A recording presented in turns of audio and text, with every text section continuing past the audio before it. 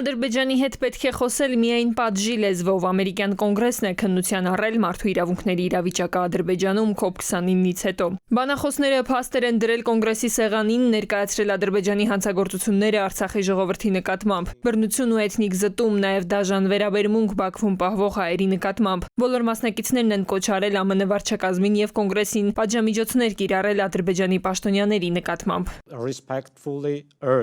Կոչ եմ անում ԱՄՆ կոնգրեսին թիրախավորված պատժամիջոցներ կիրառել այդ զանգվածային դաժանությունների համար պատասխանատու բոլոր անհատների եւ Ադրբեջանի պաշտոնյաների դեմ։ Բեգլարյանն այստեղ առաջարկել է դադարեցնել Ադրբեջանին ցանկացած տեսակի ռազմական օգնության տրամադրումը, Ադրբեջանին հատկացվող ցանկացած տեսակի ԱՄՆ օգնություն պլանավորել մարդու իրավունքների չափելի բարելավումներով, ներառյալ հայ պատանդների ազատ արձակումով։ Ռուբեն Վարդանյանի միջազգային փաստաբան Ջարեդ Գենսերն էլ նկատել է, որ բռնապետերը երբեք իրենց հոժար կամքով գերիներին ազատ չեն արձակում։ Ուստի կարևոր է թե ԱՄՆ նոր վարչակազմի, թե կոնգրեսի, թե ժողովրդավարության ու մարդու իրավունքների պաշտպանության հարցերով մտահոգ բոլոր կազմակերպությունների համատեղ ջանքերը Ալիևի ռեժիմին հստակ ցույց տալու, որ կլինեն իրական եւ լուրջ հետևանքներ։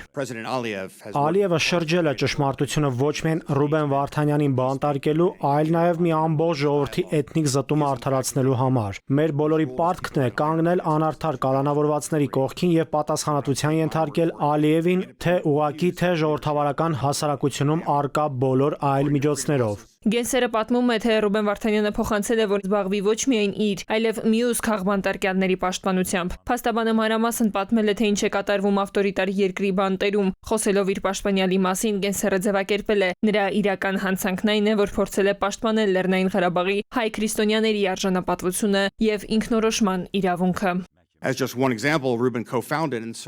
Մեկ օրինակ բերեմ, Ռուբեն Վարդանյանը համահիմնադրել է Ավրորա մարդասիրական նախաձեռնությունը, մի անկախ հասարակական կազմակերպություն, որն օգնում է կարիքավոր մարդկանց ամբողջ աշխարհում։ Սակայն Ադրբեջանը պնդել է, որ այս կազմակերպությունը, որն անկախ աուդիտի է ենթարկվում, եղել է Ռուբենի կողմից ահաբեկչությունը ֆինանսավորելու միջոց։ Բաքվում ընթացող դատերը Ալիևի բարբարոսության վառ արտահայտությունն են ԱՄՆ կոնգրեսում փաստել են, հանուն մարդու իրավունքների պաշտպանության պետք է օր առաջ ճնշել բռնապետին։ Տիգրան Գուրգինյան, ժամը լրատվական։